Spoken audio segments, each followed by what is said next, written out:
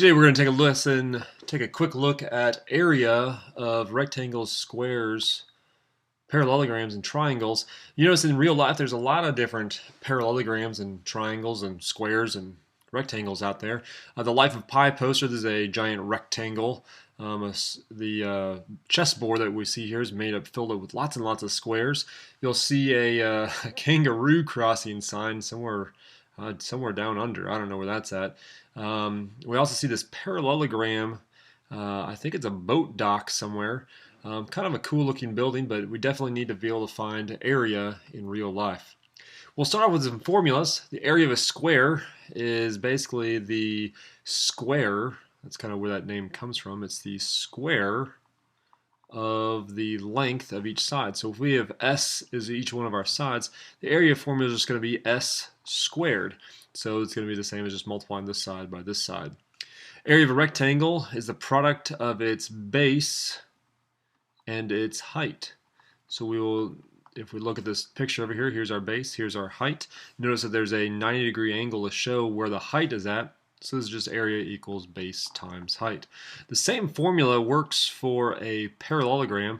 Notice that the height again has a 90-degree angle to show that this is the height of this parallelogram. So the height is a parallelogram right here. It says basically if you were to cut off this little slanted triangle part and move it over here, this would actually form a rectangle. That's why it has the same formula as a rectangle.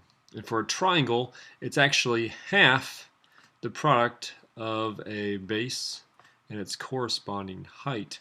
So the idea here is that this is the base. This is one of the bases. There's technically three bases on a triangle. We'll just call this the base. And the corresponding height here is going to be the one that has the 90-degree angle mark with it. They're basically saying right here in this picture that if you were to take one triangle and put the exact same triangle right next to it, that would actually form a parallelogram, so it would have the same formula as up here. But since you'd have to have two of them, only one of them is going to have half the base times the height. That's how we find the formula. Let's take a look at actually solving some of these. When we see one number here at the bottom, we're going to assume that this whole number 21 is the base. And even though they give us a lot of numbers here, all we're really looking for is we're looking for the base and the height. Remember that area for a triangle is 1/2 base times height. So it's going to be 1/2 our base, which is 21, times a height of 8. We multiply these numbers together and we'll say that area is equal to 168. I'm going to put a u squared here. I'm not sure what the units are, so I'm going to write u squared. If you're ever not given units like inches or centimeters or anything else, just write u squared to show that you're squaring whatever the units are. Over here we have a parallelogram, so the area is just going to be the base times the height. You have to be careful because sometimes, again, they'll give you extra numbers. In this case, our base is 30 and our height is 17. We multiply those two numbers together and we'll get 510. Again, we'll have to say units squared. Make sure to put the A, 510 square units. We have a triangle here. This is our height, this is our base, this is our hypotenuse.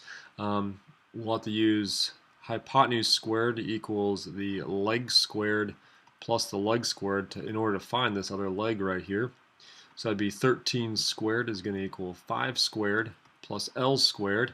169 equals 25 plus L squared. Subtract 25 from both sides, we'll have 144 equals L squared, where this leg is going to equal 12 units, whatever those are. At that point, we can now find the area of this triangle by simply saying that the area is going to be 1/2 our base times our height. That's the formula for area. So area will equal 1/2 our base is 12. Our height is 5. We'll multiply 12 times 5 is 60. 1/2 of that would give us 30. Because we're dealing with area, and area is two-dimensional, remember that we have units squared. Moving on to questions 4 and 5. When we talk about the base, this entire piece right here is the base, so we're going to have to add these two numbers together. Area for a triangle, again, is 1/2 our base times our height. That would be 1/2 our bases added together would give us 66. And our corresponding height, remember that's always marked with a 90-degree angle, here is going to be 28. Good thing we have a calculator handy in order to figure out some of these numbers. Area of 1/2 66 times 28 should give us 924 square units, whatever those units are, if they're inches, centimeters, whatever they might be. Next we have a parallelogram. We keep switching back and forth between shapes. Sometimes it's a triangle, sometimes parallelogram. Rectangle will probably have a square sooner or later. Area is again base times height. So we'll just multiply 17, which is our base, times 7. When we get those and we multiply them together, that should give us 119 square units. 119 square units.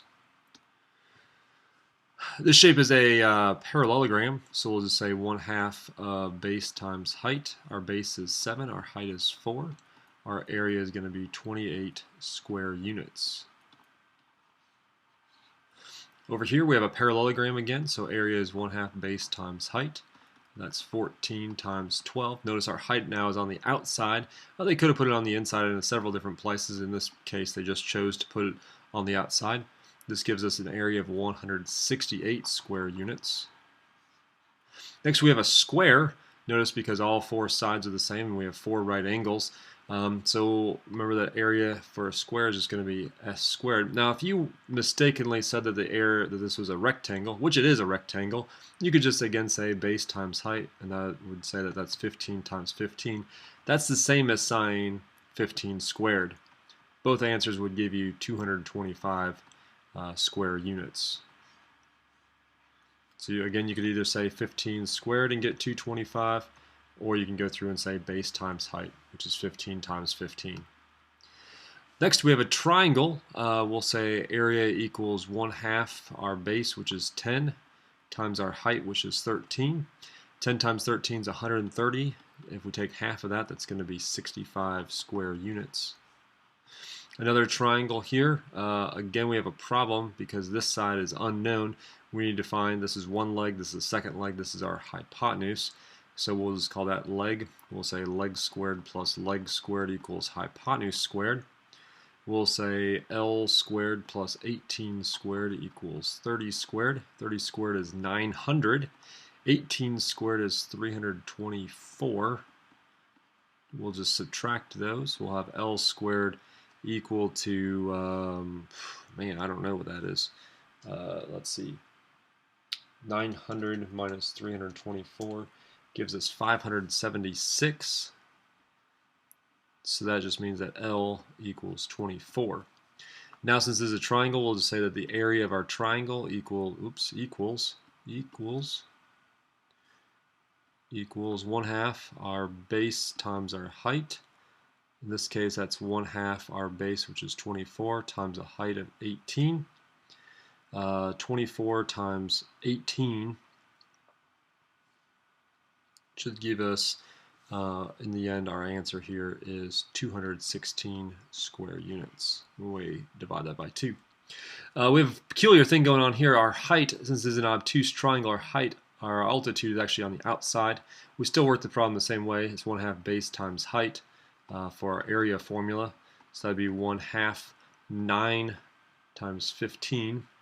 9 times 15 gives us a mighty strange number. When we take the 1/2, we'll actually have a decimal.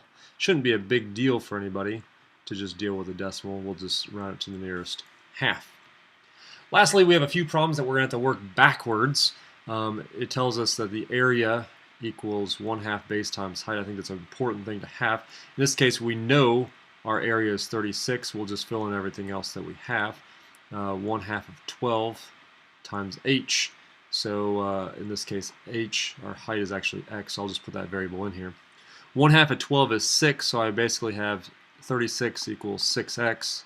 I'll divide both sides by 6, and x equals 6 inches. In this case, finally, for the first problem today, I know what my units are. They're not units, they're specifically inches. Notice the area is square units, and each of these lengths are going to be just inches, square inches and inches.